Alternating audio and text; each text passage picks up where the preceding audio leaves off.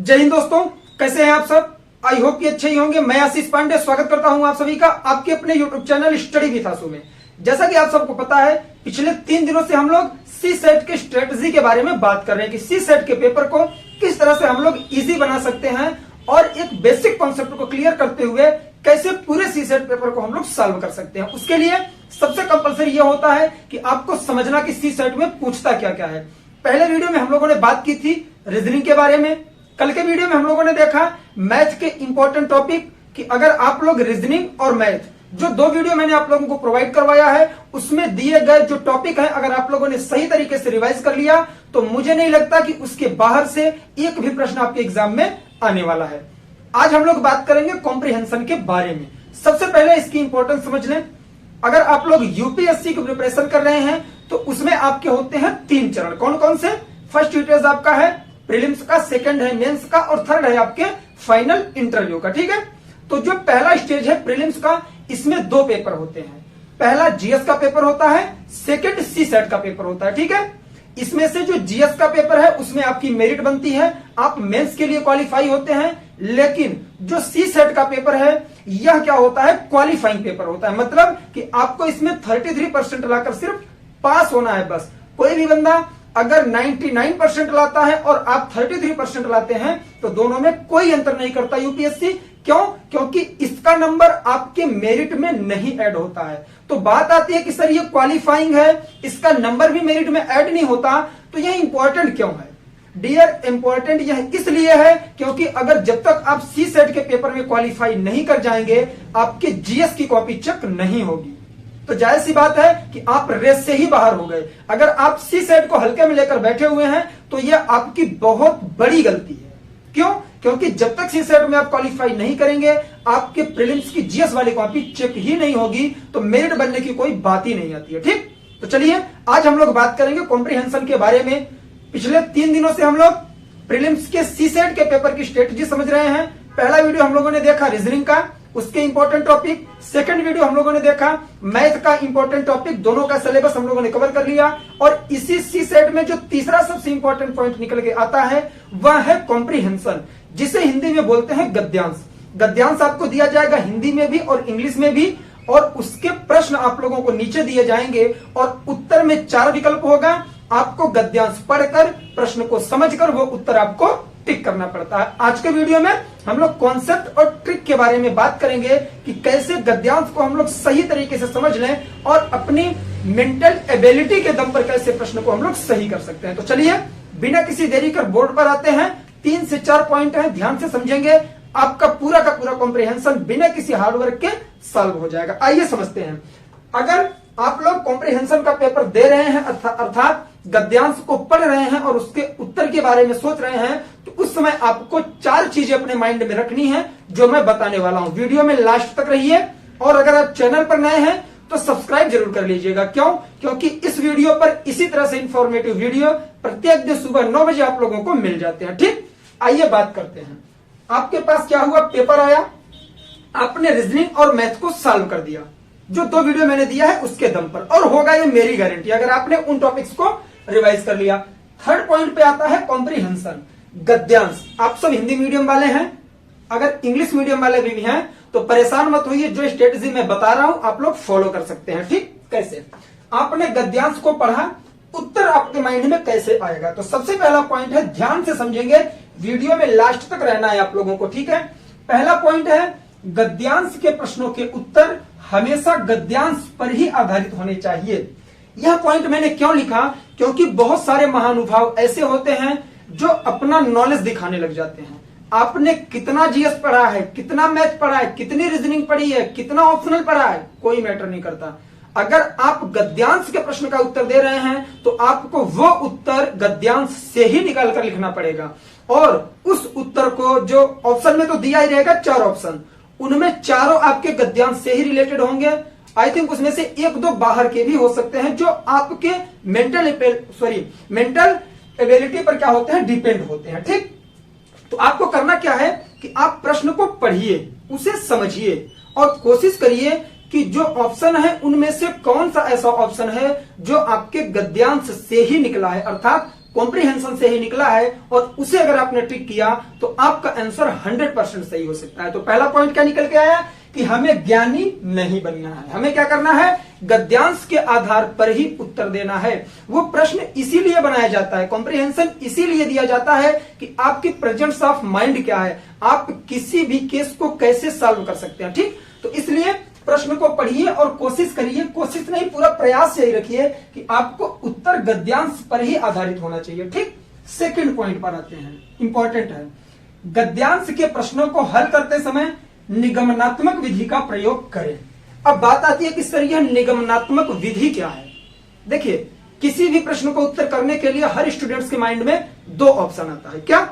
पहला आया कि आपने प्रश्न पढ़ा, ठीक, और आपको तुरंत आंसर मिल गया क्योंकि वो आपको याद है। जैसे एग्जांपल लेते हैं, बहुत इजी क्वेश्चन से एग्जांपल हम लोग लेते हैं। प्रश्न हम क्या बोल रहे हैं, उत्तर प्रदेश की राजधानी कहां है। ठीक, ऑप्शन मैं आपको दे रहा हूं।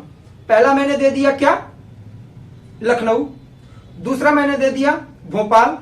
तीसरा मैंने आप लोगों को दे दिया देहरादून। ठीक, लखनऊ, भोपाल, देहरादून। चौथा मैंने दे दिया चंडीगढ़।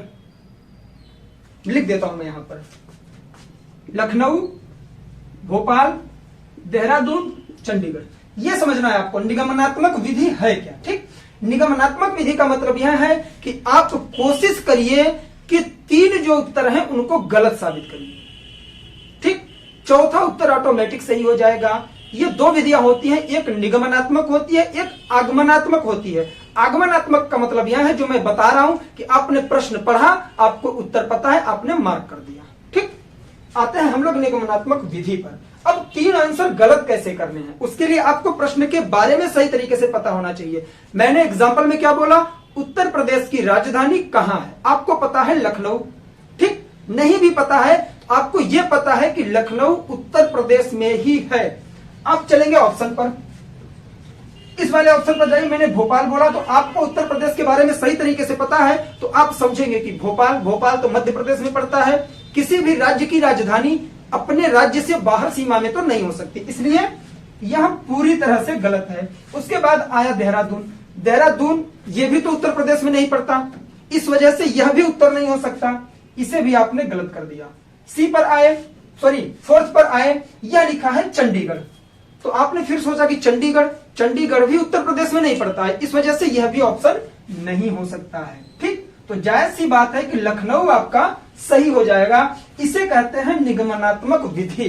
ठीक, मतलब तीन उत्तर को आप गलत साबित करिए, चौथा उत्तर ऑटोमेटिक सही हो जाएगा। अब गद्यांश में इसे कैसे लेकर आएंगे, मैं कॉम्प्रिहेंशन के लिए ही नहीं बता रहा हूं, आप किसी भी पेपर में कोई भी एग्जाम दे रहे हैं, अगर वह बहुविकल्पीय प्रश्न है एडजेक्टिव तौर का, तो आप कोशिश किया करिए कि तीन उत्तर गलत साबित कर लें, चौथा ऑटोमेटिक सही हो जाएगा। उसके लिए मैटर करता है कि आपके पास नॉलेज कितना है, आपने कितना पढ़ रखा है। ठीक, सेकंड पॉइंट क्या निकला, गद्यांश के प्रश्नों को हल करते समय हमेशा निगमनात्मक विधि का ही प्रयोग करें, मतलब तीन उत्तर गलत करके एक को सही करना है। ठीक, थर्ड पे आते हैं, यदि प्रश्नों के विकल्प या कथन में केवल, सिर्फ, प्रत्येक, सभी, सदैव, हमेशा, ये इस तरह के वर्ड आए, देखिए केवल, सिर्फ, प्रत्येक, सभी, सदैव, हमेशा, ये प्रश्न आप लोगों को ऐसे नहीं लग रहे हैं कि ये गारंटी ले रहे हैं, मतलब कि पूरी तरह से यह गारंटी ले रहे हैं कि सदैव,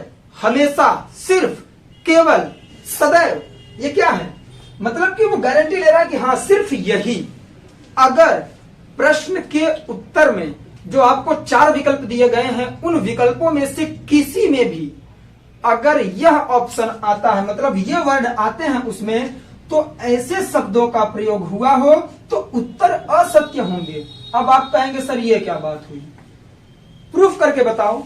बिल्कुल प्रूफ करूंगा मैं। चलिए, आपको गद्यांश दिया गया हिंदू धर्म पर, ठीक, और उसमें पूजा पाठ के बारे में बात की गई कि हिंदू धर्म में पूजा पाठ वगैरह किया जाता है, देवताओं को पूजा जाता है। उसमें क्या आया, ब्राह्मण का भी नाम आया।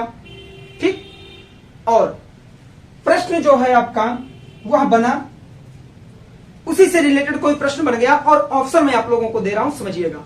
ऑप्शन में आया सभी ब्राह्मण पूजा पाठ करते हैं। क्या आपको लगता है आज के जमाने में सभी ब्राह्मण पूजा पाठ करते हैं? नहीं, गलत हो जाएगा। सेकंड, इसको उठाइए, केवल, केवल ब्राह्मण ही, हिंदू धर्म में केवल ब्राह्मण ही पूजा पाठ करते हैं, ये भी कहीं से कहीं तक सही नहीं है। अदर कास्ट के लोग भी पूजा पाठ करते हैं, भगवान में आस्था रखते हैं, वो भी गलत हो गया। प्रत्येक, प्रत्येक ब्राह्मण पूजा पाठ करता है या प्रत्येक ब्राह्मण पूजा क्रिया वगैरह करवाता है, ऐसा तो कहीं नहीं लिखा है कि जितने ब्राह्मण हैं सभी वही काम करेंगे, पूजा पाठ ही करवाएंगे हमेशा, ये भी गलत हो जाएगा। सदैव, ब्राह्मण सदैव पूजा पाठ ही करता है, कहां से सही है बताओ? वह क्या हमेशा पूजा पाठ ही करेगा? बिल्कुल गलत है, ये भी गलत हो गया। और ब्राह्मण हमेशा पूजा पाठ ही करता है, ये भी गलत है। मैं देखिए, मैं स्पेशली किसी कास्ट को लेकर नहीं चल रहा हूं, मैं सिर्फ एग्जांपल दे रहा हूं कि अगर किसी धर्म से रिलेटेड, आप हिंदू ले लीजिए, मुस्लिम ले लीजिए, बौद्ध धर्म, ईसाई, पारसी, या फिर हिंदू धर्म में ही बहुत सारी कास्ट हैं, उनको लेकर आप लोग एग्जांपल के तौर पर ले सकते हैं। ठीक, मैंने इसलिए उठाया कि ये इजी लगा मुझे कि आप लोग सही तरीके से समझ सकते हैं। अब यहाँ पर मैंने ब्राह्मण और पूजा पाठ क्यों जोड़ा? क्योंकि वह हिंदू धर्म से रिलेटेड था। हिंदू धर्म में कई कास्ट हैं, कई जातियां हैं, जाति व्यवस्था है, वर्ण व्यवस्था है, तो इस वजह से ये समझने में आप लोगों के लिए आसानी होगी। तो मतलब यही मेरा कहने का है, जो इसका लास्ट कंक्लूजन निकल के आता है कि अगर ऑप्शन में केवल, सिर्फ, प्रत्येक, सभी, सदैव, हमेशा इस तरह के अर्थात गारंटी वाले वर्ड यूज किए गए हों तो वह ऑप्शन पूरी तरह से गलत हो जाएगा। चाहे आप किसी भी गद्यांश को उठाकर पढ़ के उसके ऑप्शन में इन वर्डों को देखकर सोचेंगे, ऑटोमेटिक वह गलत हो जाएगा। ठीक, तो यह पूरी तरह से गलत हो जाता है।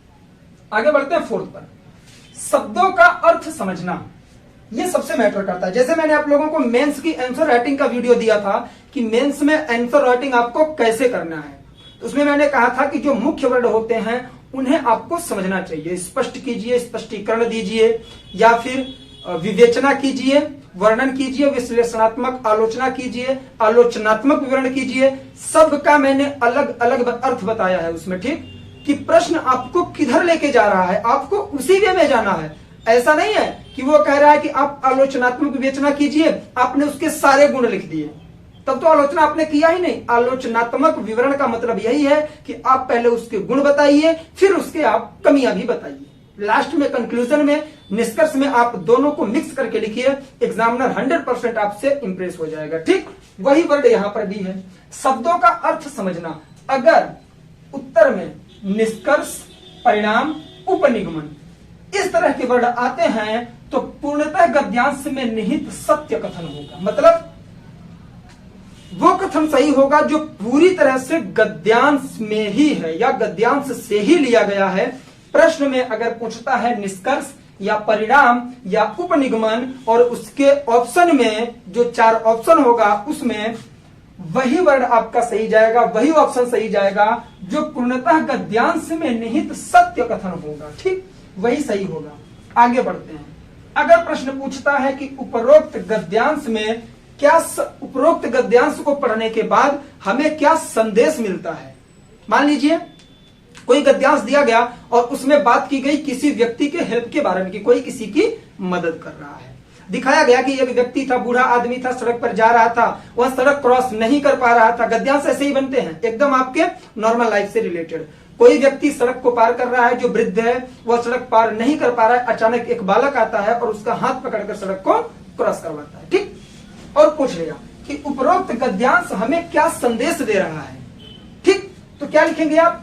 गद्यांश किस दिशा में जा रहा है, आपको यह ध्यान देना पड़ेगा। गद्यांश किस दिशा में जा रहा है, उसका मतलब यह है कि किसी ने किसी की हेल्प की, तो इसमें हम लोग लिख सकते हैं कि परोपकार, या फिर उसमें ऑप्शन में होगा उसे परोपकार आ जाएगा, हिंसा आ जाएगा, सहयोग आ जाएगा, कुछ भी आ जाएगा, तो उसमें आपको वही लिखना है जो गद्यांश कहना चाह रहा है। ठीक, गद्यांश में जो जिस चीज पर फोकस करके बनाया गया, जब परोपकार हो गया, सहायता हो गई, वृद्धजनों की सेवा हो गई, ऑप्शन में अगर ये है तो आप उसे टिक कर सकते हैं। ठीक, अगर प्रश्न बनता है कि उपरोक्त का सारांश हमें बताइए, जो गद्यांश आपको कॉम्प्रिहेंशन दिया गया है उसका सारांश अगर आपसे पूछा गया और ऑप्शन में ढूंढिए कि चारों ऑप्शन में सबसे संक्षिप्त कौन है और संक्षिप्त रूप में पूरे के पूरे गद्यांश का अर्थ किसने बताया है, वही ऑप्शन आपका सही हो जाएगा। ठीक, ये सब आप जानते होंगे सारांश।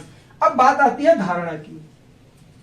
धारणा, प्रश्न बना कि उपरोक्त गद्यांश की धारणा क्या है, कहना क्या चाह रहा है, तो आपको यह देखना पड़ेगा कि कि लेखक ने ऐसा क्यों कहा। लेखक के माइंड को आपको पढ़ना होगा। कैसे पढ़ पाएंगे? जब आप उसके द्वारा दिए गए गद्यांश को सही तरीके से पढ़ेंगे तो ऑटोमेटिक आपके समझ में आ जाएगा कि जो राइटर है अर्थात लेखक है वह कहना क्या चाह रहा है और क्यों कह रहा है। ये चीज अगर धारणा पूछता है तो ऑप्शन में जिसमें लेखक के बारे में, लेखक के दिमाग या माइंड के बारे में बताया जाएगा कि लेखक यह कहना चाह रहा है, आप उसे सीधे टिक करके आ जाएंगे। 100% आपका आंसर सही हो जाएगा। ठीक, तो इतने 4 पॉइंट थे जो आपको कॉम्प्रिहेंशन में बहुत ज्यादा हेल्प कर सकते हैं। तो आई होप कि आप लोगों को यह वीडियो भी पसंद आया होगा। अब मैं आप लोगों को एक चीज बोलूंगा, वीडियो पूरी तरह से खत्म हो चुका है, लेकिन अब आप लोग खुद कमेंट करेंगे और बताएंगे कि आपको किस टॉपिक पर अब वीडियो चाहिए नेक्स्ट डे। अगर आप लोग पूरी तरह से सी सेट को लेकर संतुष्ट हो चुके हैं तो मैं डेली की तरह करंट अफेयर की क्लास लाना स्टार्ट कर दूं। क्यों? क्योंकि प्रेजेंट टाइम में वर्ल्ड लेवल पर बहुत बड़ी बड़ी घटनाएं हो रही जो हम लोग हमेशा से कवर करते हुए आए हैं। तो मेरी पूरी कोशिश रहेगी कि मैं आप लोगों के लिए करंट की क्लास लेके आऊं, लेकिन अगर आप लोगों का जो ओपिनियन होगा, आप लोग जो बताएंगे, या फिर मैथ रीजनिंग में मैंने आप लोगों से बोला था जो आप लोगों का स्पेशल टॉपिक जो लगे कि आपके समझ में नहीं आ रहा है और आप एग्जाम देने वाले हैं 10 अक्टूबर वाला, तो आप लोग बेझिझक कमेंट में बता सकते हैं कि सर हमें यह टॉपिक पढ़ना है, चाहे मैथ का हो चाहे रीजनिंग का हो। मैं एक तरफ से सिलेबस अभी नहीं पढ़ा सकता।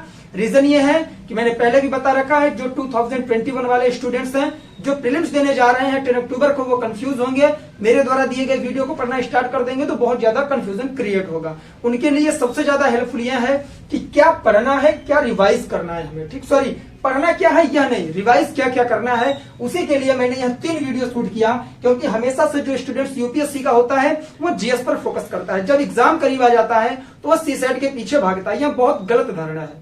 तो मैंने आप लोगों को बता दिया रीजनिंग कैसे सॉल्व करनी है, कौन कौन से टॉपिक पढ़ने हैं, मैथ कैसे सॉल्व करनी है, कौन सा टॉपिक इंपॉर्टेंट है, कॉम्प्रिहेंशन भी मैंने आप लोगों को बता दिया, जो बहुत रेयर केस में कोई भी चैनल वाला आप लोगों को बताया होगा। और इतने सिंपल वे में, इतनी सिंपल लैंग्वेज में मुझे नहीं लगता कि किसी ने आप लोगों को इतना सही तरीके से संतुष्ट किया होगा। तो आई होप कि आप लोगों को यह वीडियो पसंद आया होगा। अगर पसंद आए तो वीडियो को लाइक जरूर किया करिए। आप लोग कमेंट्स भी बहुत कम करते हैं, लाइक भी इसमें आप लोगों की कम हो गई है। ठीक, तो कोई बात नहीं, बस आप लोगों को हेल्प मिले, इससे बढ़ के मेरे लिए कुछ नहीं है। तो आज के लिए बस इतना ही, मिलेंगे नेक्स्ट वीडियो में। तब तक के लिए जय हिंद, जय भारत, बाय बाय। आप लोग अपना ख्याल रखें, पढ़ाई लिखाई करते रहें।